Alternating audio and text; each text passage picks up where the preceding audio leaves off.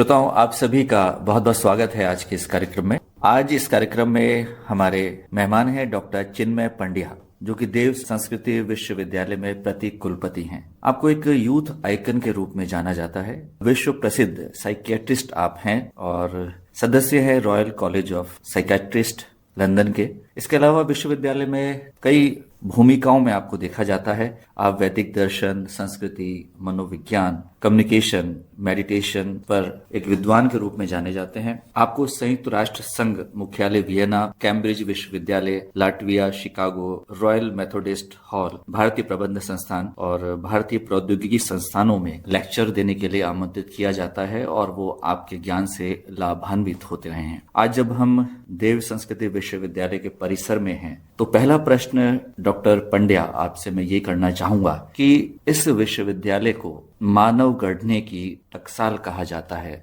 आम श्रोता इससे क्या समझे? एक बड़ा ही गहन चिंतन परम पूज्य गुरुदेव ने प्रदान किया और वो चिंतन बड़ी गहराई के साथ और एक गंभीर भाव को देख करके प्रदान किया।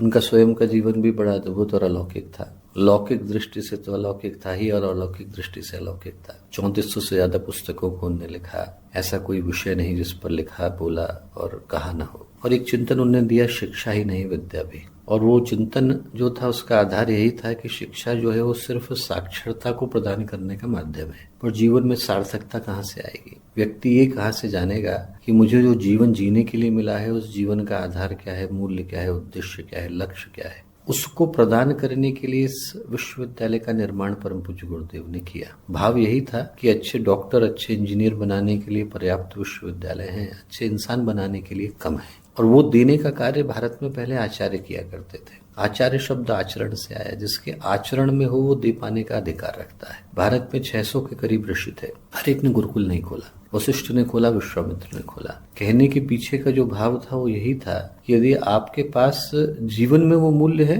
तो आप दूसरे को प्रदान करने का अधिकार रखते हैं। गुरुदेव ने कहा कि चूंकि वैसे व्यक्तित्वों का अभाव है समाज में, तो देने का जो माध्यम हो सकता है वो समाज परक शिक्षा हो सकती है। तो वो देने के लिए गुरुदेव ने ऐसा यहाँ मॉडल विकसित किया जिसमें क्या है, शिक्षा सब्सिडाइज्ड आधार पर है। हम लोग ट्यूशन की फीस नहीं लेते, भोजन निःशुल्क है, पर बदले में हर विद्यार्थी के लिए समाज के लिए परिवीक्षा करना अनिवार्य है। उसके पढ़ाई के क्रम में ही, अध्ययन अध्यापन के क्रम में 1 माह के लिए समाज में जाकर समाज के लिए उन चीजों से या उन सिद्धांतों से उऋण होना अनिवार्य है जो उसको बनाने में लगी। तभी व्यक्ति व्यक्तित्व के रूप में विकसित हो पाता है। इसीलिए उसको मानव गढ़ने की टकसाल कहा गया। पूज्य गुरुदेव का जो वैश्विक सांस्कृतिक और आध्यात्मिक उत्थान का संदेश है, उसे किस तरह से प्रसारित कर रहा है ये विश्वविद्यालय? उन विद्यार्थियों को एक अच्छा व्यक्तित्व देकर जो भारत के कोने कोने से आते हैं। आप कल्पना करके देखें कि इस विश्वविद्यालय के अंदर जो विद्यार्थियों का अनुपात है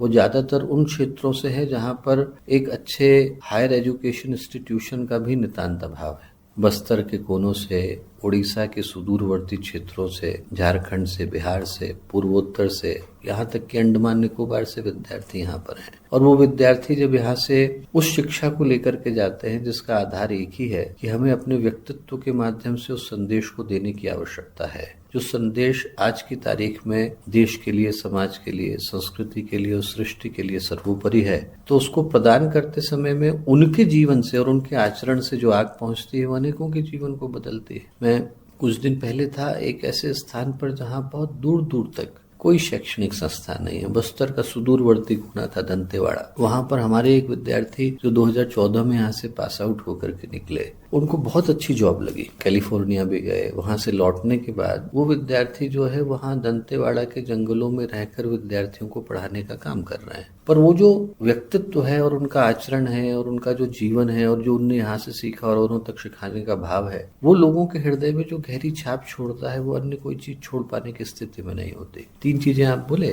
सांस्कृतिक दृष्टि से पुनरुत्थान, तो जो भारतीय संस्कृति है, भारतीय संस्कृति का नव जागरण इस विश्वविद्यालय की मूल स्थापना का भाव है। संस्कृति 2 ही दृष्टियों से सुरक्षित रह पाती है। एक तो ये कि हम उसे किताबों के अंदर सुरक्षित रखें, दूसरा वो आचरण के अंदर सुरक्षित रहे। यहाँ पर वो जिंदा भी है और जीवंत भी है। यहाँ पर उसकी सांसें भी चल रही है और वो दूसरे को सांसें दे भी रही है। तो इसलिए जब व्यक्ति यहाँ पर आता है तो उस चिंतन को कहीं गहरे लेकर के जाता है। वो ये महसूस कर पाता है कि महाकाल के पास बैठने का अर्थ सिर्फ भगवान को प्रणाम करना नहीं, मन की शांति को भी प्राप्त करना है। महसूस करता है कि गौशाला का अर्थ सिर्फ ये नहीं कि हमें गाय माता का पूजन करना है, बल्कि देखभाल भी करनी है। उन सारी चीजों को देखना है। कैंपस 0 कार्बन फुटप्रिंट है, जहाँ पर पर्यावरण संरक्षण का भाव गहराई के साथ प्रतिष्ठित है। तो हर चीज को रिसाइकिल करना, वेस्ट को वैल्यू में बदलना, इन सारी चीजों के सिद्धांतों को जब व्यक्ति गहराई के साथ लेकर के जाता है तो हम ये विश्वास रखते हैं कि वो विद्यार्थी जहाँ गया वहां पर वो एक मशाल के रूप में प्रज्वलित होगा।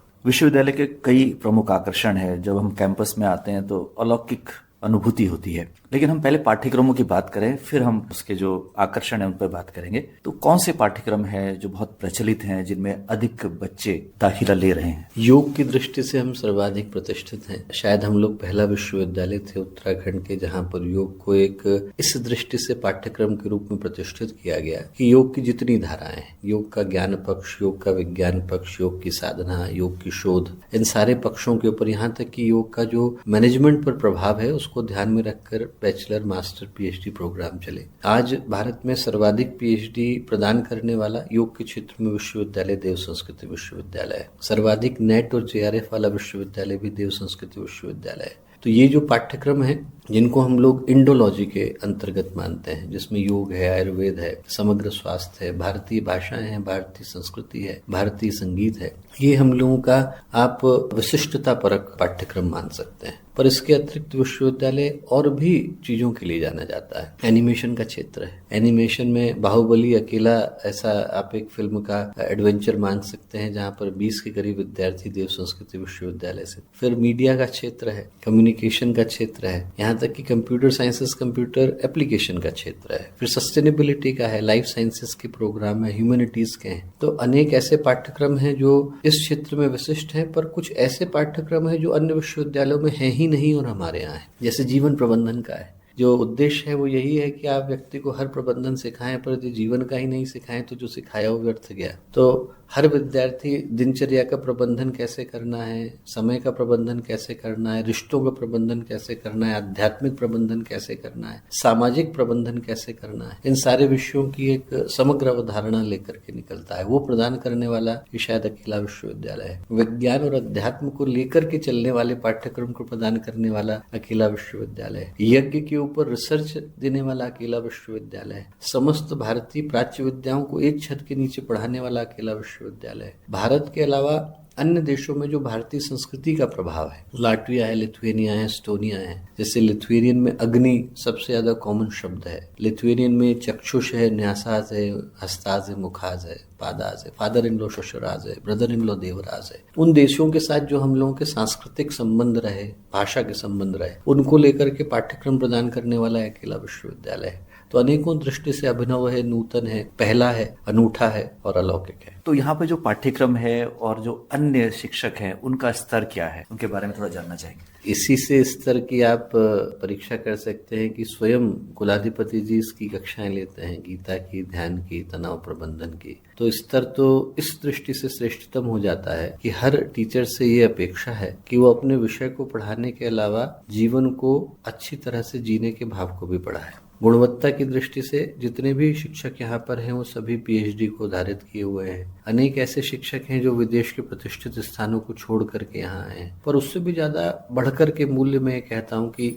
उपाधियां तो अनेकों जगह से मिल जाती हैं और व्यक्ति के पास डिग्री भी बहुत तरह की होती है, पर इंसान की दृष्टि से जैसे इंसान हम लोगों के पास है वो विरले मिलते हैं। लोग अपना सब कुछ छोड़ करके यहाँ पर हैं, तो सिर्फ एक ही भाव के साथ है कि हम समाज को कुछ अच्छा दे पाए। वो जो लॉ उनके अंदर जल रही है वो सबसे ज्यादा कीमती है। शिक्षक को राष्ट्र निर्माता भी कहा जाता है और ये बहुत अच्छी बात है कि आपने जो शिक्षक हैं, जो आपके अध्यापक हैं, उनका स्तर उच्च कोटि का है। अब बात करते हैं इंफ्रास्ट्रक्चर की। जो आधारभूत संरचना है वो किस तरह की है। जैसे हम आ रहे थे तो हम देख रहे थे कि यहाँ पर वॉल ऑफ हीरोज भी है और साथ में यज्ञ शोध केंद्र भी है यहाँ पर। तो इसके बारे में थोड़ा हमारे श्रोता जानना चाहेंगे। कई दृष्टि से कुछ अनूठे यहाँ पर ऐसे अट्रैक्शंस आप कह सकते हैं जो अन्य विश्वविद्यालयों में नहीं है। उस दृष्टि से देखें तो विश्वविद्यालय के पास सबसे अनूठा तो जो निर्माण है वो इसका आध्यात्मिक निर्माण है। केंद्र में भगवान महाकाल प्रतिष्ठित हैं और भगवान महाकाल के चारों ओर की जो संरचना है उसमें शौर्य दीवार भी है। भारत के जितने परमवीर चक्र विजेता है वो वहां पर प्रतिष्ठित हैं।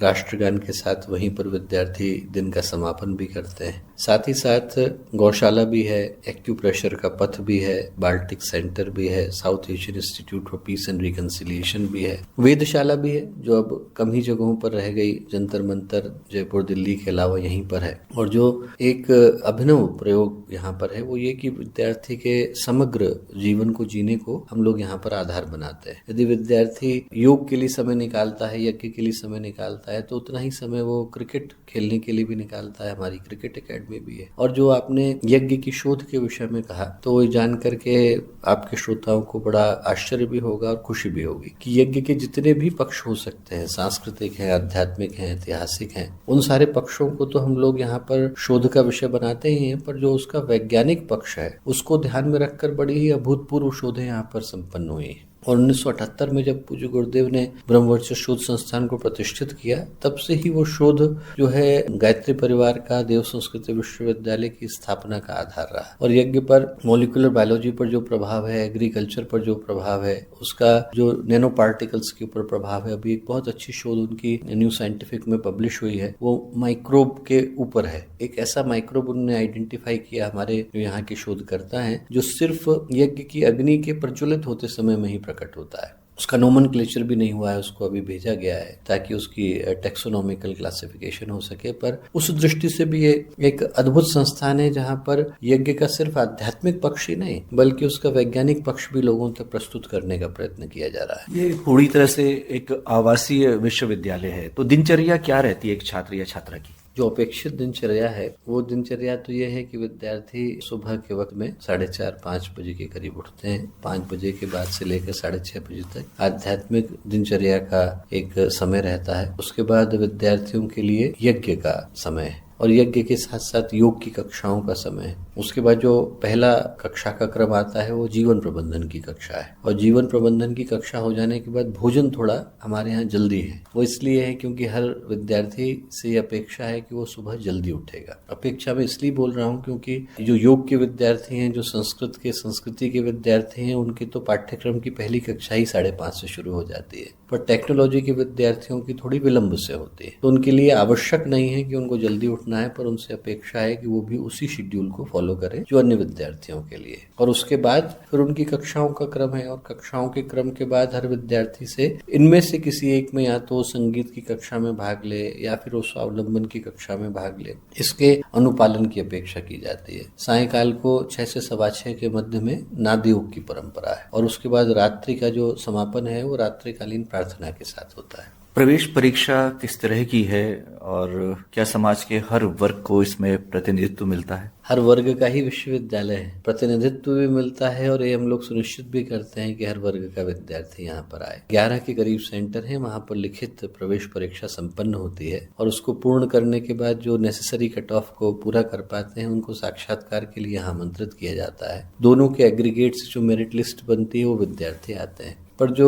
सामान्य से हट करके बात है वो ये है कि चूंकि यहाँ पर जो एजुकेशन है वो सब्सिडाइज्ड है, तो हमारा प्रयत्न और भाव ही रहता है कि उन विद्यार्थियों तक पहुँचे जिनके हृदय में भाव कहीं पर है कि वो समाज के लिए कुछ अच्छा करना चाहते हैं। जो सामान्य साक्षात्कार के अलावा समाज के प्रति जो उसका उत्तरदायित्व है, इसको जांचने परखने के लिए एक अलग इंटरव्यू पैनल से उसको गुजरना पड़ता है। तो बाकी जगहों पे तो उसको एक ही इंटरव्यू पैनल से गुजरना पड़ेगा, सब्जेक्ट की नॉलेज है, पर यहाँ पर एक इंटरव्यू पैनल और है जहाँ पर उसको अपने व्यक्तित्व की परीक्षा देनी पड़ती है और जहाँ पर उसके व्यक्तित्व के जो गुण हैं उनका मूल्यांकन, उसके अंदर जो क्षमताएं हैं, भाव हैं, उसके अंदर समाज के लिए करने की कोई अभिप्सा है कि नहीं, इन सारी चीजों की परीक्षा होने के बाद फिर जो एग्रीगेट बनता है उससे विद्यार्थियों को आमंत्रित किया जाता है। दीक्षांत समारोह बहुत ही प्रचलित रहे हैं विभिन्न विश्वविद्यालयों में और भव्य आयोजन होता है, लेकिन आपके विश्वविद्यालय में कहा जाता है कि दीक्षारंभ भी होता है, ये क्या है? हम लोगों के यहाँ सौभाग्य रहा कि 2 चिंतन अभिनव निकल करके आए। एक तो दीक्षांत को भी हमने दीक्षा का अंत नहीं माना, ये कहा कि वो सिर्फ आवृत्ति का परिवर्तन है। विद्यार्थी जो है एक कक्षा में अपनी उत्तीर्णता को घोषित करने के बाद और नए आयाम में प्रवेश कर रहा है, इसलिए दीक्षांत को भी हम लोग समावर्तन समारोह की दृष्टि से मनाते हैं। पर जहां तक दीक्षा के अंत का प्रश्न है तो दीक्षा का प्रारंभ भी होना चाहिए। तो जो विद्यार्थी का प्रथम दिन होता है आधिकारिक दृष्टि से विश्वविद्यालय के अंदर, उस दिन ज्ञान दीक्षा का समारोह होता है जो तैत्तरीय उपनिषद की वल्ली है उसके अनुरूप ही यहाँ पर परंपरा के अनुरूप जो है लोग शिक्षक और शिक्षार्थी दोनों साथ साथ जमीन पर बैठकर इस भाव को और इस संकल्प को ग्रहण करते हैं कि हम जो शिक्षा दे रहे हैं और जो हम शिक्षा ले रहे हैं वो समाज की उन्नति और उत्थान के लिए लगाएंगे। स्वयं कुलाधिपति जी जो है उस कार्यक्रम की अध्यक्षता करते हैं और ये भी सौभाग्य रहा कि भारत के सभी प्रतिष्ठित व्यक्तियों ने किसी न किसी समय में उस समारोह की मुख्य आतिथ्य को स्वीकार किया। लगभग 10 के करीब मुख्यमंत्री, 10 के करीब ही राज्यपाल महोदय और अनेकों गणमान्य आध्यात्मिक व्यक्तित्व आए। और जो देव संस्कृति विश्वविद्यालय को एक और सौभाग्य रहा कि इसके स्थापना से लेकर अब तक जितने भी भारत के राष्ट्रपति रहे उन सब ने इस परिकर को कभी न कभी किसी न किसी रूप में, चाहे वो हमारे समावर्तन समारोह के मुख्य अतिथि रहे हों आदरणीय कलाम साहब, आदरणीय मुखर्जी जी, या फिर आदरणीय कोविंद साहब, आदरणीय मुर्मू जी, जो अलग कार्यक्रम के समय आए, पर लगभग हर राष्ट्रपति जो स्थापना के समय से लेकर अब तक रहे उन सब ने इस परिकर को कभी न कभी प्रतिष्ठित भी किया, आभूषित भी किया। इंटर्नशिप कार्यक्रम आपका काफी लोकप्रिय है और ये एक अवसर प्रदान करता है गांव में जाने का, आम व्यक्ति से मिलने का और एक नए अनुभव ग्रहण करने का। इसके विषय में हमारे श्रोता जानना चाहेंगे। भाव यही था कि जैसा मैंने प्रारंभ में बोला कि शिक्षा में से मूल्य को विदा करना था। बच्चा यदि क्या है उसको हम लोग पैकेज की दृष्टि से विकसित करते हैं तो उसमें और कमोडिटी में ज्यादा अंतर नहीं रह जाता है। तो उस भाव को विदा करने के लिए शिक्षा को पहले उस आकर्षण से विमुक्त किया गया जहाँ पर पैसा ही सब कुछ का आधार है। पर चूंकि उस विद्यार्थी के एजुकेशन को बनाने में समाज का धन लगता है तो उस समाज के ऋण से मुक्त होने के लिए सामाजिक परिवीक्षा का भाव है कि विद्यार्थी ने जो समाज से लिया उस समाज से वो वापस लौटाने के कार्य को अपनी डिग्री को प्राप्त करने से पहले संपन्न कर ले। तो भारत में लगभग 150 के करीब ऐसे स्थान हैं जहाँ पर हमारे विद्यार्थी जो हैं वो जाते हैं। इसी वर्ष की जो विद्यार्थियों की टोलियां थी वो लगभग 163 के करीब निकली जो भारत के 141 स्थानों पर गईं। उन सारे स्थानों पर जाकर वो 1 महीने तक विभिन्न तरह के कार्यक्रमों को संपन्न करते हैं। जिसका जो क्षेत्र है उस क्षेत्र में तो वो करते ही, योग के विद्यार्थी हैं तो योग के कैंप को करेंगे, संगीत के विद्यार्थी हैं संगीत को देते हैं, एजुकेशन के हैं शिक्षा को प्रदान करते हैं। और उसके अतिरिक्त वो सामाजिक जो भाव है उसको जगाने वाले कार्यक्रमों को अहर्निश करते हैं। जो गुरुदेव ने सप्त क्रांति का आधार बताया, व्यक्ति के अंदर साधनात्मक भाव को भरना, उसको पर्यावरण संरक्षण की ओर, ग्रामोत्थान की ओर, सामाजिक नवनिर्माण की ओर प्रेरित करना, इन सारे चिंतनों को किसी न किसी रूप में देने का कार्य करते हैं, युवाओं को जगाने का करते हैं। हम बदलेंगे युग बदलेगा, ये एक युग दृष्टा गुरुवर का एक सूत्र वाक्य है। इस विश्वविद्यालय के माध्यम से आप इस लक्ष्य को किस तरह से प्राप्त कर रहे हैं? कभी आप मंथन करते होंगे कि कहाँ तक आप पहुंचे? बहुत लंबी यात्रा शेष है। मैं समझता हूँ कि हम लोग कुछ प्रतिशत तक तो सफल हुए, पर चूंकि यात्रा ऐसी है जिसका परिणाम त्वरित रूप से प्राप्त कर पाना संभव नहीं। ये बीज बोने जैसा है और हम लोग बीज बो रहे हैं पर फल आने में 20 वर्ष भी लग सकते हैं, 30 वर्ष भी लग सकते हैं। चूंकि ये ज्ञान के क्षेत्र में इन्वेस्टमेंट है तो मैं नहीं समझता कि इसका त्वरित परिणाम किसी दृष्टि से प्राप्त किया जा सकता है। मैं इस दृष्टि से सोचता हूँ कि जिन विद्यार्थियों को हमने अच्छा चिंतन दिया, अच्छे भाव दिए, जिनके अंदर जीवन के लिए एक अच्छी अभीप्सा और उद्देश्य पैदा किया, आज से 20 वर्ष के बाद, 30 वर्ष के बाद भगवान करे कि वो किसी कंपनी के सीईओ बने, किसी बड़ी कंपनी के एमडी बने, ओनर बने, जहां उनके हस्ताक्षर से 10,000 का जीवन बदलता। और तब यदि वो कोई शुभ कार्य करेंगे तो उससे अनेकों का जीवन जो है वो प्रभावित होगा। तो जो हमारा आज का इन्वेस्टमेंट है उसका प्रभाव आज तो देख पाना संभव नहीं, पर शायद इसलिए संभव नहीं क्योंकि समय की यात्रा लंबी है। पर जिस दिन उसके परिणाम आएंगे ये मेरा विश्वास है कि जो हमारे विद्यार्थी हैं वो निश्चित रूप से उस कार्य को करेंगे जहां पर है और जिस भी रूप में, वहां पर उनके जीवन से जो भी प्रकाश को, प्रेरणा को प्राप्त करेगा वो अपने को सौभाग्यशाली माने। आप एक शिक्षाविद हैं और तमाम युवा भी इस कार्यक्रम को इस समय सुन रहे हैं, उनके लिए क्या संदेश है आपका? एक ही संदेश है, भारत से बढ़कर के देश दूसरा कोई हुआ नहीं और भारतीय संस्कृति से ज्यादा पावन संस्कृति दूसरी नहीं। आज हर कदम पर और हर मोड़ पर और हर क्षण पर आने वाला भारत हमको पुकार रहा है और एक ही प्रार्थना कर रहा है कि आज हमारे निर्णय भगवान करे कि सही हों, ताकि वो एक अच्छे सुंदर सभ्य भारत की संरचना कर सके। न जाने कितने लोगों का पुण्य तप उत्सर्ग और बलिदान गया, तब जाकर के हम लोग सुरक्षित हैं। किसी को आप 3 दिन के लिए जेल में डाल दीजिए, वो अपने आत्मविश्वास को गंवा बैठता है। हम लोग 1600 वर्ष के पराधीनता से निकल रहे हैं, तो आत्म गौरव को प्राप्त करने में समय लगेगा, पर इतने वर्षों तक जो ज्योति सुरक्षित रही है उसको मशाल में बदलना भी किसी का दायित्व है, वो हम ही लोगों का है। न जाने कितने लोगों ने कष्ट को सहा, मृत्यु को गले लगाया, तब जाकर के आज हम लोगों के पास ये सौभाग्य है कि हम लोग अपनी परंपराओं को गर्व गौरव के साथ मना पाते हैं। तो मैं यही प्रार्थना करूंगा कि जिस युवा तक ये आवाज पहुंचे, वो ये सोचे कि भारत उनको पुकार रहा है और यही प्रार्थना कर रहा है कि भारत को बनाने के लिए हम में से हर एक को आगे आने की आवश्यकता है। गुरुदेव ने जो यज्ञ हमको करना सिखाया, वो यज्ञ वो नहीं है जो यज्ञशाला में होता है, बल्कि वो भारत के कोने कोने में घट रहा है और उस यज्ञ में हर एक की आहुति की आवश्यकता है, शरीर से, धन से, मन से, तन से, भावनाओं से और प्रतिभा से। डॉक्टर चिन्मय पंड्या, आकाशवाणी देहरादून से इस महत्वपूर्ण बातचीत के लिए आपका बहुत बहुत आभार। धन्यवाद। धन्यवाद।